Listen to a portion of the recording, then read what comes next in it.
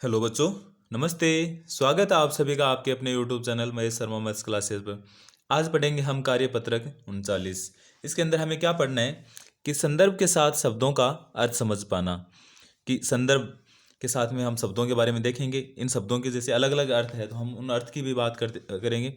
जैसे यहाँ दे रखा है कि जिन शब्दों के एक से अधिक अर्थ होते हैं उन्हें अनेकार्थी कहते हैं।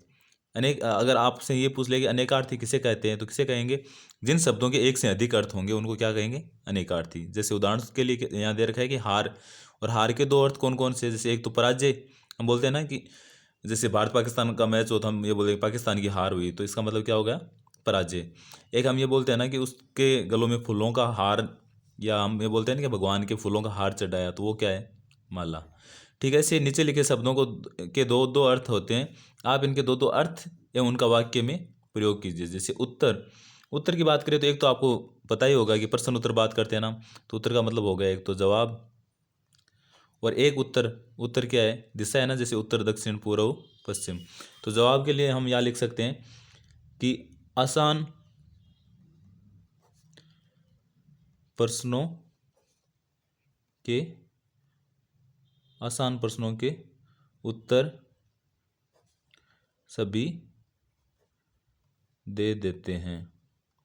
आसान प्रश्नों के उत्तर तो सभी दे देते हैं ना, दिक्कत कहाँ होती है? मुश्किल प्रश्नों में। और दिशा हम ये बोलते हैं कि जैसे भारत के उत्तर में, भारत के उत्तर में हिमालय है, या हम हिमालय का ही बोल देते हैं, चलो हिमालय पर्वत है, या आप जम्मू कश्मीर का भी बोल सकते हो, हिमालय पर्वत है। ठीक है, ऐसे लाल, लाल क्या होता है? एक तो जैसे रंग होता है ना लाल, और एक लाल किसको बोलते हैं हम? बेटे को भी बोलते हैं ना, तो बेटा कि ये तो मेरा लाल है। तो रंग, तो हम ये बोलते हैं कि माँ की ओढ़नी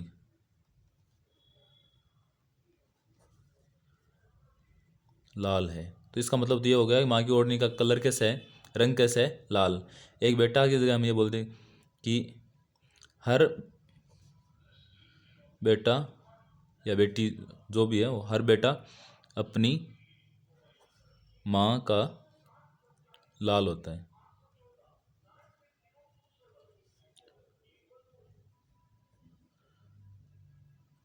उसके बाद में आम, आम एक तो फल होता है ना, गर्मियों में खाते हैं हम बहुत ज़्यादा। और एक और क्या होता है फल के अलावा? जैसे आम के लिए हम ये बोलते हैं ना कि साधारण, जैसे कोई विशेष ना हो, तो एक तो हम ये बोल दें कि आम फलों का राजा है, आम फलों का राजा है। एक हम यहाँ बोल दें कि कमल आम छात्र है, आम छात्र है यानी एकदम साधारण छात्र है, कोई विशेषता उसमें नहीं है। उसके बाद में जैसे अर्थ की बात करें तो अर्थ का मतलब एक तो ये होता है कि जैसे मतलब होता है ना, मतलब, और एक अर्थ का मतलब होता है धन। हम यहाँ बोल दें जैसे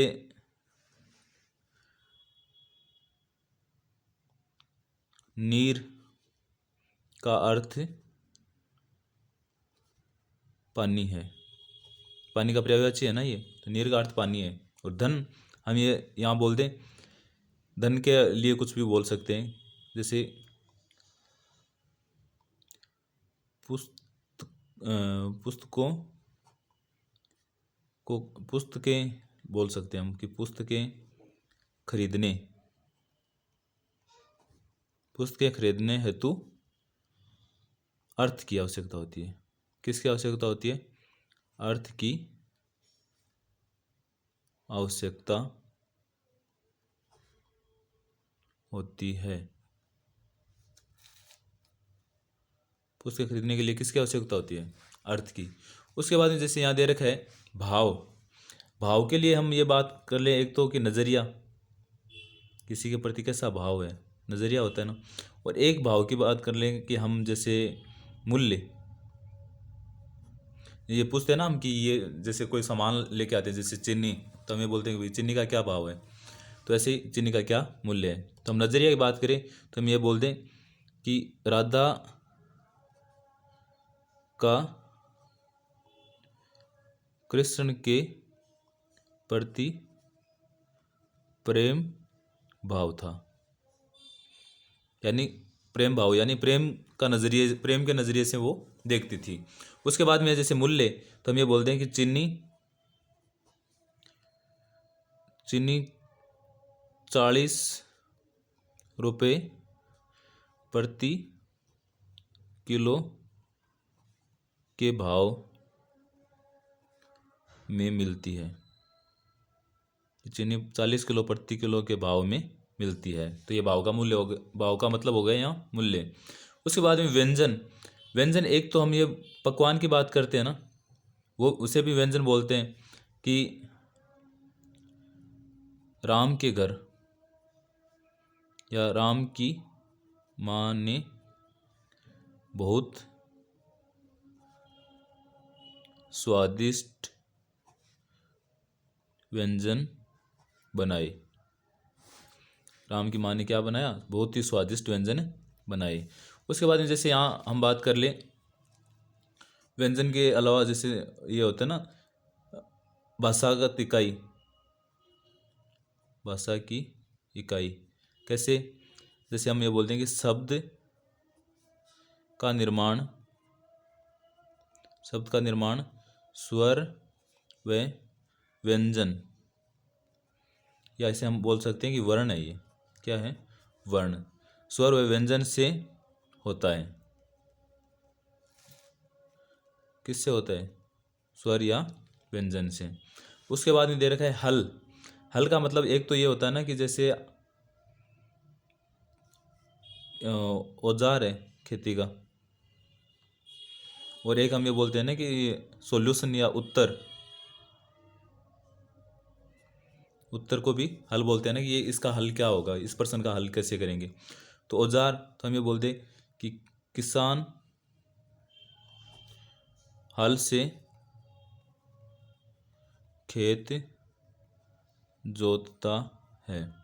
और एक हल का हम क्या बोल सकते हैं कि कठिन प्रश्नों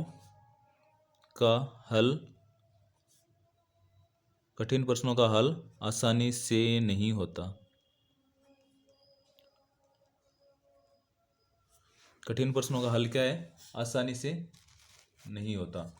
उसके बाद में अंतिम बचा है अपने पास वार। क्या बचा है? वार। वार का मतलब एक तो हम बोल सकते हैं ना कि दिवस, जैसे हम यहाँ बोलते हैं कि आज वार क्या है? मंगलवार है। आज वार मंगलवार है। उसके अलावा जैसे वार का मतलब हम ये भी बोल सकते हैं कि हमला। तो हम यहाँ क्या बोलते हैं कि दुश्मन पर सेना ने वार किया। तो वार का मतलब क्या हो गया यहाँ? हमला। जैसे यहाँ उत्तर का मतलब था, एक तो जवाब था, एक दिशा। ठीक है। जैसे लाल का मतलब रंग बेटा, आम का मतलब फल साधारण, अर्थ का मतलब एक तो मतलब होता है एक धन, भाव का नजरिया और मूल्य, व्यंजन का मतलब पकवान या वर्ण बोल सकते हैं, वर्ण क्या है? भाषा की इकाई है। ऐसे हल एक तो औजार है एक तरह का, एक उत्तर। ऐसे वार का मतलब दिवस भी होता है और हमला भी होता है। ऐसे अलग अलग अर्थ होते हैं। और ऐसे शब्द जिनके एक से अधिक अर्थ होते हैं उसे हम बोलते हैं अनेकार्थी। और आप सबको कैसा लगा ज़रूर बताना। लाइक शेयर और सब्सक्राइब करना ना भूलना। Thank you.